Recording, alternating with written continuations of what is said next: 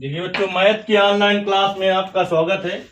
आज की क्लास में हम आपको बेलन, शंकु, गोला और अर्धगोला के सूत्र आपको बता रहे हैं। देखिए, बेलन जो है आपका इस तरीके की आकृति होती है। तो बेलन का वक्र पृष्ठ क्या होता है, वक्र पृष्ठ किसे कहते हैं, अभी हम आपको बताते हैं। बेलन का वक्र पृष्ठ देखिए क्या होगा। वक्र पृष्ठ किसे कहते हैं, वह पृष्ठ जिसे हम स्पर्श कर सकें वक्र पृष्ठ कहलाता है। जैसे कि ये जो आपका पाइप है ये बेलन के आकार का है, इसके हम चारों ओर क्या कर सकते हैं, स्पर्श कर सकते हैं। तो यही पृष्ठ है वक्र पृष्ठ। यही पृष्ठ क्या है, वक्र पृष्ठ है। इसके चारों ओर क्या कर सकते हैं, हम स्पर्श कर सकते हैं। तो ये है वक्र पृष्ठ। देखिए, जैसे कि ये पाइप है, इसी तरीके का ये हमने कागज का एक बना रखा है। तो देखिए, ये इसकी क्या है, ये आपकी इसकी ऊंचाई है। ये देखिए इसकी ऊंचाई है, ये इसकी ऊंचाई है। ठीक, अब इसके बाद इस तरीके का मुड़ा हुआ जो बना है ये बेलन है, ये इसकी ऊंचाई है। अब इसके बाद देखिए ये क्या है आपका, ये कैसा है, वृत्ताकार। कैसी आकृति है, वृत्ताकार। और वृत्त की परिधि क्या होती है, 2 पाई आर। तो देखिए ये 2 पाई आर है पूरी, ये है 2 पाई आर। ये पूरा एक बार घूम जाएंगे तो कैसी है, वृत्ताकार, 2 पाई आर हो जाएगी।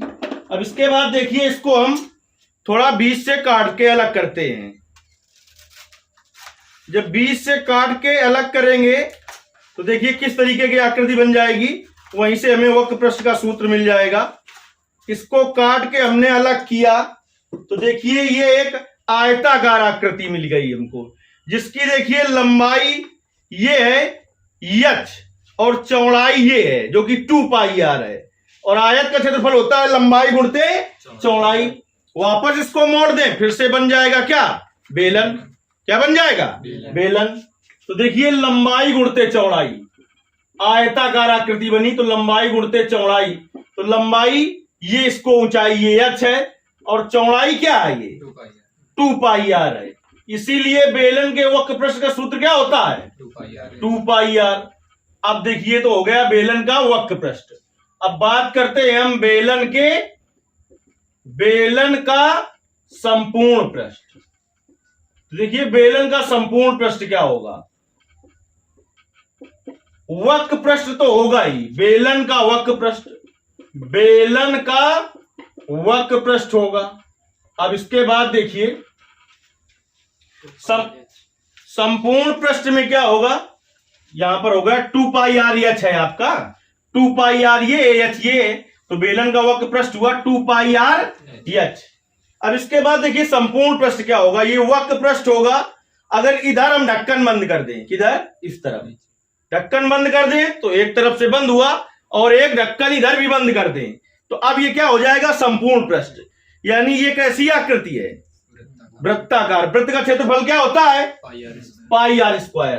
तो एक वृत्त नीचे एक वृत्त ऊपर। तो संपूर्ण पृष्ठ कैसे ज्ञात होगा, ये पृष्ठ हो गया पूरा और नीचे वाला हो गया, ऊपर वाला हो गया। जैसे नीचे वाला है वृत्ताकार, ऐसे ऊपर वाला वृत्ताकार है। यानी दोनों वृत्ताकार जो ऊपर नीचे के सिरे हैं उनका क्षेत्रफल इसी में जोड़ देंगे। तो धन दोनों वृत्ताकार, धन दोनों वृत्ताकार सिरों का क्षेत्रफल। तो देखिए बेलन का वक्र पृष्ठ क्या होता है, ये लिखा हुआ है 2 पाई आर एच। उसको कैसे निकाला वो हमने दिखाया, प्लस दोनों वृत्ताकार, और दोनों वृत्ताकार समान है। वृत्त का क्षेत्रफल क्या होता है, पाई आर स्क्वायर। 2 है तो 2 से गुणा कर दिया तो क्या आ गया, 2 pi R H plus 2 pi R square. अब हम यहां से 2 पाई आर कॉमन ले लें तो क्या आ जाएगा, एच प्लस आर। तो जो आपका बेलन है, बेलन देखिए बेलन का संपूर्ण पृष्ठ का सूत्र आ गया। क्या आ गया, बेलन के संपूर्ण पृष्ठ का क्षेत्रफल 2 पाई आर और कोष्ठ में एच प्लस आर। अब बेलन का आयतन, देखिए बेलन का आयतन, बेलन का आयतन क्या होगा? अब बेलन का आयतन होगा आधार का क्षेत्रफल गुणते ऊंचाई। तो देखिए इसका आधार कैसा था? आधार बेलन का कैसा है? वृत्ताकार। ये है, देखिए ये, तो इसका आधार कैसे है? वृत्ताकार। तो आधार का क्षेत्रफल क्या होगा? देखिए आधार का क्षेत्रफल गुणते ऊंचाई। तो आधार इसका कैसे है? वृत्ताकार। वृत्त का क्षेत्रफल क्या होता है? पाई आर स्क्वायर, और इंटू ऊंचाई क्या है इसकी? एच है। तो बेलन का आयतन क्या होता है? पाई आर स्क्वायर एच। इस तरीके से देखिए सूत्र हमने निगमित किए। अब इसके बाद बात करते हैं हम शंकु की। शंकु कैसा होता है उसकी आकृति हम यहां पर बनाए दे रहे हैं।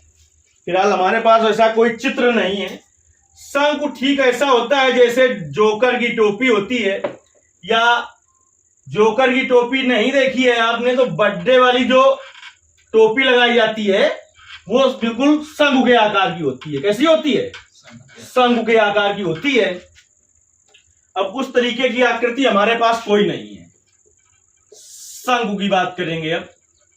तो देखिए आकृति बना रहे हैं, थोड़ा शंकु होता कैसे है, और उस तरीके का कोई चित्र हमारे पास है नहीं।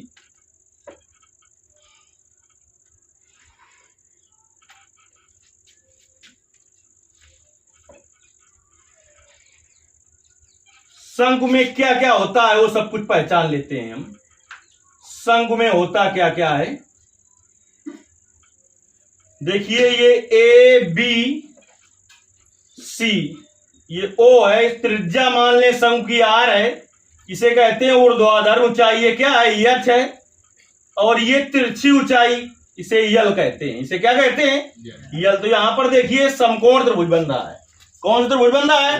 इस समकोण त्रिभुज पर पहले एक पाइथागोरस प्रमेय लगा दें तो वहीं से हमें एक सूत्र मिल जाए, वहीं से हमें एक सूत्र मिल जाएगा। तो देखिए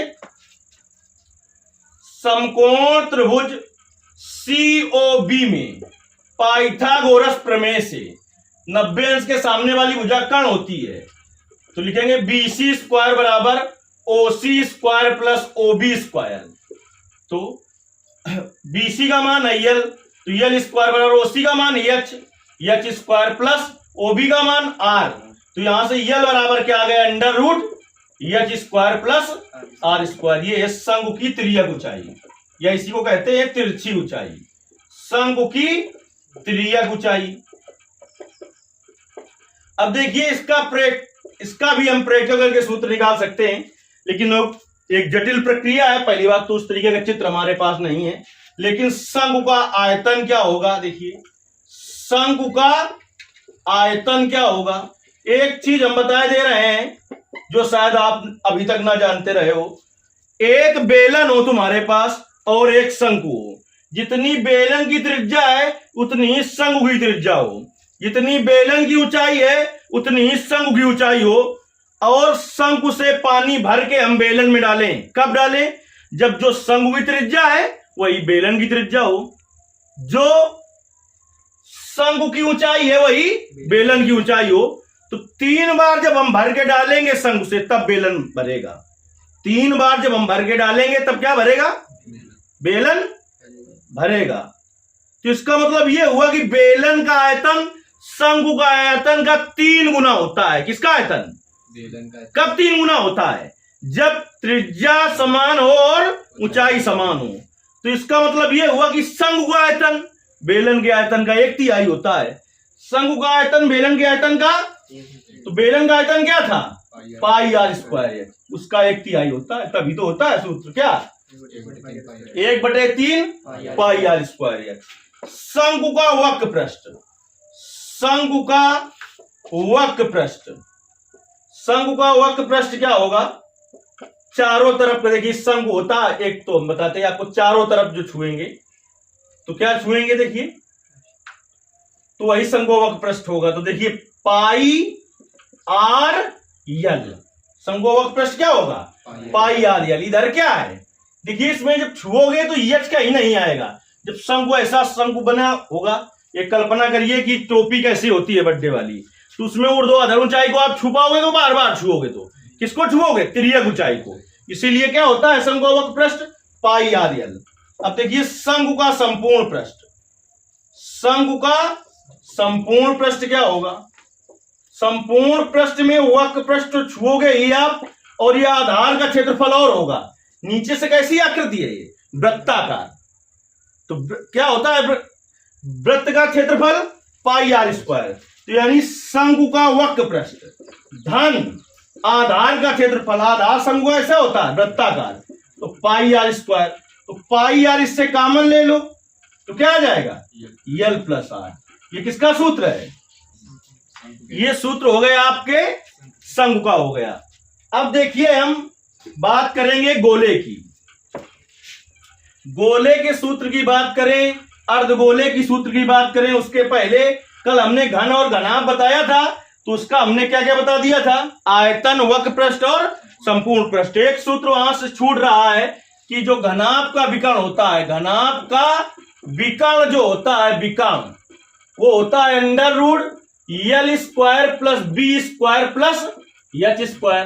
तो देखिए घन का विकर्ण क्या हो जाएगा? घन का विकर्ण, कल ये इंपॉर्टेंट कभी कभी सूत्र उपयोग होता है। घन का विकर्ण क्या हो जाएगा? जो ये घन में हमने घन और घनाभ में क्या अंतर बताया था कि जो घन होता है उसकी लंबाई, चौड़ाई, ऊंचाई तीनों बराबर होती है। तो यल लंबाई, चौड़ाई और ऊंचाई को कल के सूत्र में हमने ए माना था।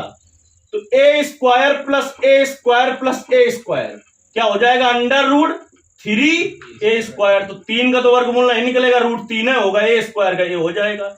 यानी घनाभ का विकर्ण क्या होता है? Under root L square plus B square plus L square. और घन का विकर्ण क्या होता है? रूट 3 है, यानी रूट 3 गुणते भुजा। ए क्या है इसकी? भुजा।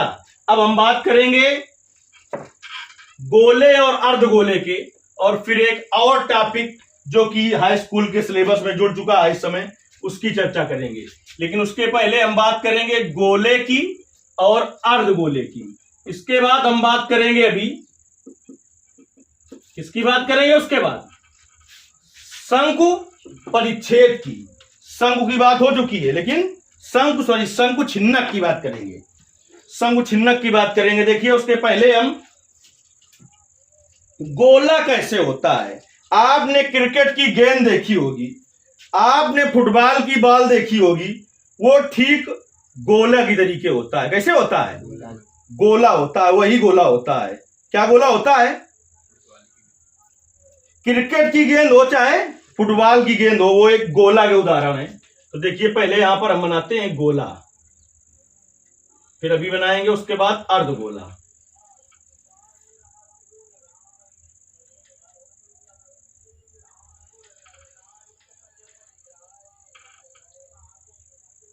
ये रहा आपका गोला।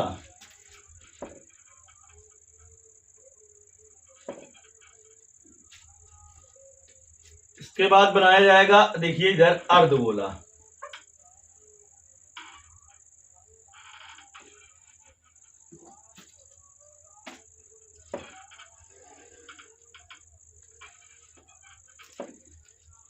ये इस तरफ है क्या? अर्धगोला, और उधर है गोला।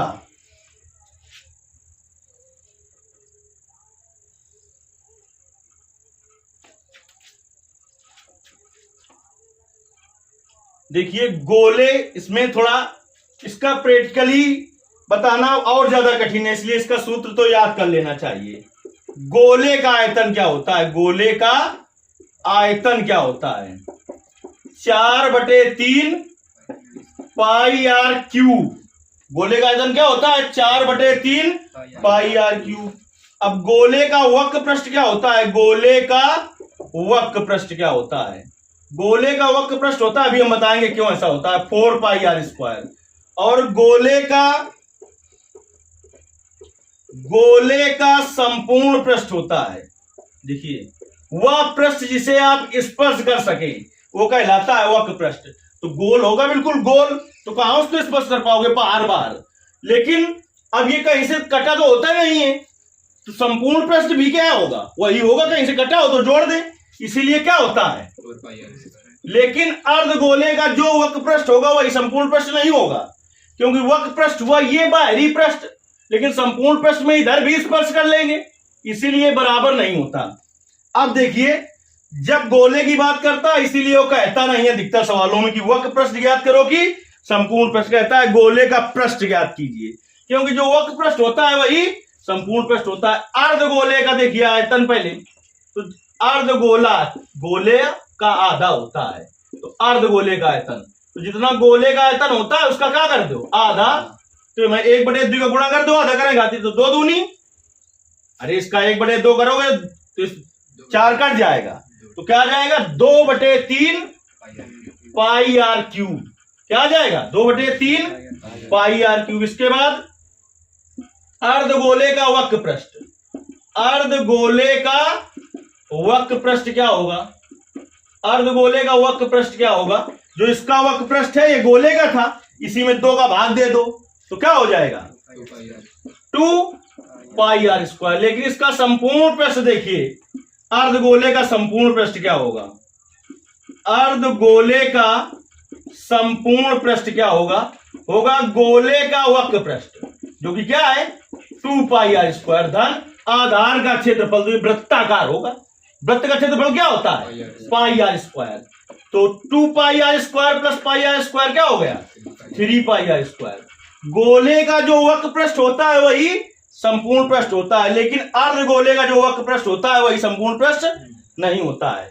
लेकिन आयतन, चूंकि ये गोला था ये अर्धगोला है, तो गोले के आयतन का आधा होगा अर्धगोले का, वक्र पृष्ठ भी आधा होगा, लेकिन संपूर्ण पृष्ठ में ऐसा नहीं होगा क्योंकि सब तरफ से बंद होता है गोला, और गोला इधर से खुला हुआ है। अब हम बात करेंगे एक हाई स्कूल के हिसाब से बहुत ही महत्वपूर्ण टॉपिक शंकु छिन्नक की।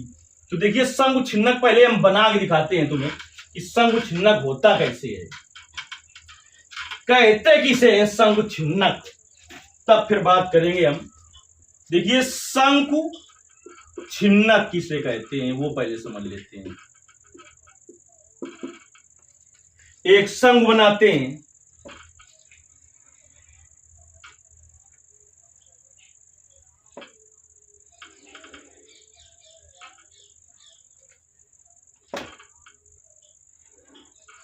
थोड़ी बड़ी आकृति बनाते हैं। देखिए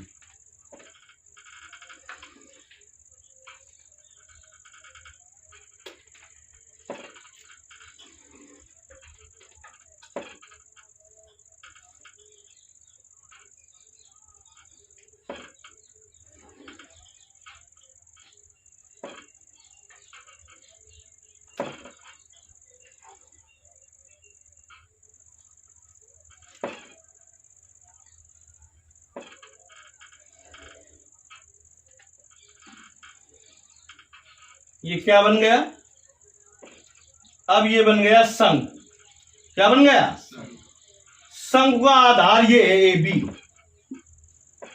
यहां पर सी लिख दिया, यहां पर ओ लिख दिया, ये बीचों बीच होगा आपके।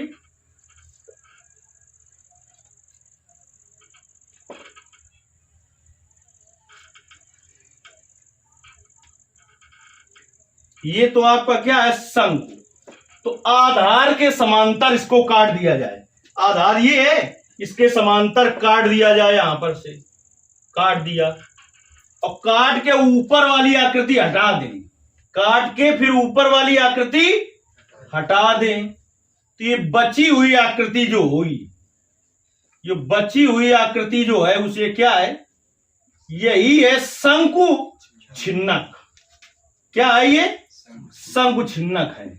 इसमें 2 त्रिज्याएं होती हैं, क्योंकि ऊपर से नीचे तक ये सपाट नहीं होता है, एक R1 होता है एक R2, और बड़ी त्रिज्या को हमेशा R1 कहा जाता है, यहां तक हो गया, बड़ी त्रिज्या को क्या कहा जाता है R1। तो ये ऊपर वाला बड़ा दिख रहा है, ये दिख रहा है, ये हो गया R1, ये क्या हो गया R1, ये हो गई आपकी ऊर्ध्वाधर ऊंचाई H, और ये त्रिज्या क्या हो गई, हमेशा ध्यान रखना कि R1 बड़ा होता है R2 से, यानी जो बड़ी त्रिज्या हो उसे क्या माना जाता है R1, और जो छोटी त्रिज्या उसे क्या मानते हैं R2।